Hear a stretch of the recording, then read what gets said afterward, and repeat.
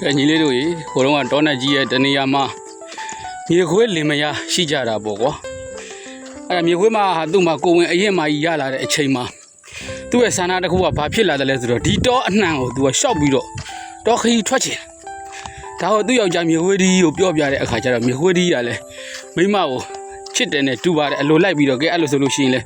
မင်းသွားကျင်တယ်ဆိုလို့ရှိရင်လိုက်ပို့ပေးမယ်ဆိုပြီးတော့တောထဲကိုလိုက်ပြီးတော့ပို့ပေးတာပေါ့ပို့ပြီးတော့တနေရာရောက်မှသူတို့တွေကခီးတွေဆက်ချင်းသွားရင်းလာရင်းနဲ့တနေရာအရောက်မှမြို့ဝင်းမှာသူ့ရဲ့ကိုရံမွေးဖွားခြင်းတဲ့လက္ခဏာတွေကိုပြလာတော့သူ့ရဲ့ယောက်ျားမြို့ဝင်းကြီးကိုတိုင်မင်တာပေါ့ယောက်ျားကျမထူးထူးခြားခြားတွေခံစားနေရတယ်ကျမခလေးမွေးတော်မှန်နဲ့တူတယ်တို့ကြပါအောင်တို့တော့အခက်ခဲတွေနဲ့တွေ့ပြီးနဲ့တူတယ်လို့ပြောတာပေါ့ဒါပေမဲ့မြို့ဝင်းကြီးကမိမရဲ့ဘာမှမဟုတ်ပါနဲ့အခက်ခဲတိုင်းမှာဖြည့်ရှင်းလို့ရတဲ့အကြက်တဲတိုင်းမှာဖြည့်ရှင်းလို့ရတဲ့အဖြေဆိုတာရှိသမျှပါပဲလောကမှာတွက်လို့မရတဲ့ပု္ပ္ပာဆိုတာမရှိပါဘူးမပူပါနဲ့ငါကြံလိုက်အောင်မယ်ဆိုပြီးတော့ तू ကရှာလိုက်တဲ့အခါကျတော့လှိုင်ကောင်းတစ်ခုကိုတွေ့တော့တာပေါ့လှိုင်ကောင်းတစ်ခုကိုတွေ့တယ်ဆိုလို့ရှိရင်ပဲ तू ကအဲ့လှိုင်ကောင်းတွေကိုဝင်ပြီးတော့ तू မိမကိုကလေးမီးဖွားဖို့နေရာလေးတွေပြင်းပေးတော့တာပေါ့ဒါပေမဲ့တောထဲမှာသူတို့တွေဟာရှော့ရှူစွာပဲကလေးတွေကိုမွေးဖွားနိုင်ခဲ့တယ်ဒါပေမဲ့ကလေးတွေကိုမွေးဖွားပြီးတဲ့အခါယောက်ျားကရှောက်ပြီးတော့လှိုင်ကောင်းရဲ့အခြေအနေကိုကြည့်ရှုလိုက်တဲ့အခါလှိုင်ကောင်းဟာအမတန်မှထူးခြားနေတယ်ကြားတစ်ကောင်နေတဲ့လှိုင်ကောင်းမှသူတို့သိလိုက်ရတယ်ဒါပေမဲ့ဒီအချိန်မှာသူတို့ထွက်သွားဖို့ဆိုတာအမတန်နောက်ကျသွားပြီလေသားလေးတွေကိုချီသွားဖို့နေရာနောက်တစ်ခါဒီသူတို့ကိုထားခဲ့ပြီးနေရာရှာဖို့အခက်ခဲတွေကြောင့်မြို့ခွေးဟာသူ့မိမကိုပြောတာပေါ့မိမရေတို့တော့ကြားလှိုင်ကောင်းတွေကိုရောက်နေပြီမိမကလည်းရင်ထိတ်သေးပုံနဲ့ဘယ်လိုလုပ်ကြပါမလဲလို့ပြောတဲ့အခါမှာယောက်ျားကမြို့ခွေးကြီးကဘာမှမပူပါနဲ့ပြဿနာဆိုတာဒီလိုပါပဲအဟိကမရွေးကြားလောက်လဲကြားရောက်လာတတ်တယ်သူကနဲ့သူဖြည့်ရှင်းတတ်ဖို့ပဲဖြည့်ရှင်းနိုင်ဖို့ပဲလိုပါတယ်လို့ပြောတော့မကြခင်အချိန်အတွင်းမှာပဲကြားကြီးဟာသူတို့ရဲ့လူလှိုင်ကောင်းရှိတဲ့နေရာကိုပြန်လာတော့တာပေါ့ပြန်လာတယ်ဆိုလို့ရှိရင်ပဲခွေးလေးတွေကအောနေတဲ့အတန်ကိုကန့်ကြားတော့ကြားကထူးဆန်းစွာနဲ့ဘာတန်ပါလဲဆိုပြီးတော့နားထောင်နေတဲ့အချိန်မှာမြေခွေးတွေကလှမ်းပြီးတော့ပြောလိုက်တယ်အေးရှင်မကြီးခွေးလေးတွေဘာကြောင့်အောနေတာလဲလို့မေးတော့ခွေးမကြီးကဘာပြန်ပြောတယ်လဲဆိုတော့ယောက်ျားကြီးတော်သားတွေကကြားသားစားခြင်းလို့ပြောတယ်ကြားသားစားခြင်းလို့ငိုးနေတာလို့ပြောတော့ကြားရလဲကြားပြီးတော့နားထောင်နေအဲ့မှာမြေခွေးတွေကဘာဆက်ပြောလိုက်တယ်လဲဆိုတော့ခေါင်းတနေ့တော့ငါရှားပေးထားတယ်တို့တဲ့ခီးထွက်ခြင်းစားဖို့ယူလာတဲ့ကြားသားတွေရောလို့မေးတော့အဲ့ဒါတွေကအချောက်တွေမို့လို့မစားခြင်းဘူးတဲ့တော်သားတွေကဘယ်လိုလုပ်ဒီအချောက်တွေကိုဒီအသက်ဒီရွယ်နဲ့ကိုက်နိုင်မှာလဲမနေ့ကမှမွေးဖွားလာတာအစိုးလက်ဆက်ပဲဖြစ်မှာပေါ့လို့ပြောတော့ကြားလဲပြီးတော့တခါတည်းမစူးစမ်းမစင်ခြင်းမလေ့လာပဲနဲ့ပြောတန်ကြောက်နဲ့ယုံစားလဲပြီးတော့တခါတည်းငါတော့ဒုက္ခရောက်ပြီဆိုလဲပြီးတော့တခါတည်းထွက်ပြေးပါလေရောထွက်ပြေးတော့လမ်းတစ်ခွက်မှာဘလူးနဲ့တွေ့လဲဆိုတော့မြောက်နဲ့တွေ့တဲ့အခါကျတော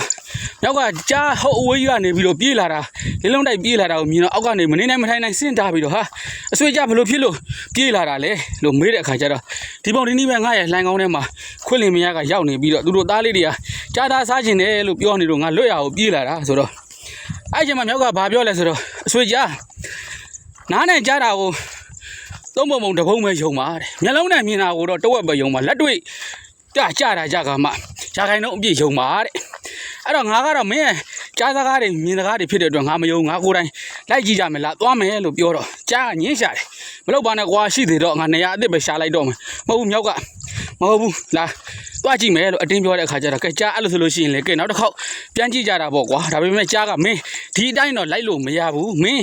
းအမီးနဲ့ငါအမီးနဲ့ကိုနှစ်ယောက်ချီးထားမှငါလိုက်ဖို့မယ်လို့ပြောတော့မြောက်ကလည်းကဲကောင်းပါပြီအဆွေကြားအဲ့လိုဆိုလို့ရှိရင်တော့တင်းရဲ့ကြောက်စိတ်တွေပပျောက်သွားအောင်လို့တင်းရဲ့အမီနဲ့ကျုပ်ရဲ့အမီကိုချီထားပေးပါမယ်လို့ပြောပြီးကြားရဲ့ပေါ်ကနေပြီးတော့မြောက်ကစီးပြီးလိုက်လာတော့တာပေါ့မကြပါဘူးကြားရဲ့လှိုင်ကောင်းတဲ့နေရာကိုရောက်တဲ့အခါလေးကြာခွေးကလှမ်းမြင်လိုက်တယ်ဟုတ်အဝေးကကြားနဲ့မြောင်းနဲ့လာတယ်ဆိုတာကိုအနားလည်းရောက်တော့ကြားကဘာလှမ်းပြောလိုက်တယ်sorry ခွေးကဘာလှမ်းပြောလိုက်တယ်လဲဆိုတော့ဟိတ်ကောင်မြောက်တယ်မင်းငါရှိရချီးသွားတဲ့ကြားတော့9000ကြားกว่าတယ်အခုမင်းငါအခက်ခဲဖြစ်လို့အသုံးလို့တော့ကမှမင်းကငါလာပြီးတော့ခွတ်တာရှိတဲ့ကြားလာပေးလို့ဟဲ့ကောင်မရဘူးလို့လှမ်းပြီးတော့လဲစကားလဲစစ်ထိုးလိုက်ကောကြားခမရဘယ်ပြောတော့ဘယ်ပြောကောင်းမလဲဘာတွေးလဲဆိုတော့လက်စာတတ်တော့ဒီမြောက်ဟာငါ့ကိုမိတ်ဆွေအောင်ဟန်ဆောင်ပြီးရန်သူအစ်စ်ပါဘောလားငါ့ကိုခွက်ရှိမှကြားအချီဆက်ကောင်ခေါ်လိန်ညာလဲရပြီးခေါ်လာပါဘောလားဆိုပြီးတခါတည်းနောက်ကိုတုတ်ချီတင်ပြီးတော့ပြေးတော့တာပဲပြေးတဲ့အချိန်မှာတခါတည်းမြောက်ဟာကြားပြေးတော့မြောက်ကဘယ်လိုက်နိုင်မလဲအမီးကလည်းချီးတတ်တာဆိုတော့လမ်းမှာတခါတည်းဟိုသက်ပင်နဲ့ခေါင်းနဲ့ရိုက်ဒီသက်ပင်နဲ့ခေါင်းနဲ့ရိုက်ပြီးတော့သေပါလေရော အဲ့ဒါဒီပုံမြင်လေးကဘာရတယ်လဲဆိုတော့မြောက်ကအချင်းတွေကိုတစ်ချက်စမ်းပြီးစမ်းစစ်ကြည့်မယ်ဆိုရင်သူများအကြောင်းကိုအကြောင်းလုပ်ပြီးတော့နေရာတကာမှာဆက်စုခြင်းတဲ့လူတွေကဒီလိုဒုက္ခမျိုးတွေနဲ့တွေ့တတ်တာမဆမ်းပါဘူးဒါပေမဲ့ကျွန်တော်တို့ခွေးလင်မယားကိုပြန်ကြည့်လိုက်တဲ့အခါကျတော့အမတန်မှဉာဏ်ပညာနဲ့ပြည့်စုံပြီးပြဿနာတစ်ခုလွယ်လွယ်နဲ့ဖြေရှင်းသွားတာလေဟုတ်တာပေါ့လောကမှာအင်အားကြီးတိုင်းသာအနိုင်ရမယ်ဆိုရင်ကျွန်တော်တို့လောကမှာစင်နေဟာဆရာကြီးတွေဖြစ်နေမှာပေါ့စင်တွေကိုကိုယ်ကွယ်နေရမှာအဲ့တော့ခွန်အားပလာကြီးတဲ့သူကိုဉာဏ်ပညာကြီးတဲ့သူကဒါအနိုင်ယူဖို့ထုံးစံရှိတယ်ဉာဏ်ပညာကြီးတဲ့လူကိုကျွန်တော်တို့ဘူးတုဒအရာမှာမြင်မာသူကဒါလေအနိုင်ယူဖို့ထုံးစံရှိတယ်ဒါကြောင့်မို့လို့ညီငယ်လေးတွေဟာဉာဏ်ပညာအရာရောဘူးတုဒအရာမှာပါပြည့်စုံတဲ့လူငယ်လေးတွေဖြစ်အောင်လုပ်ကြပါလို့ဒီပုံမြင်လေးကတော့မင်းတို့အတွက်တခုခုရရှိလိမ့်မယ်လို့တော့ချစ်ဆွေးမျှော်လင့်ပါတယ်နော်အားလုံးကိုကျေးဇူးတင်ပါတယ်လို့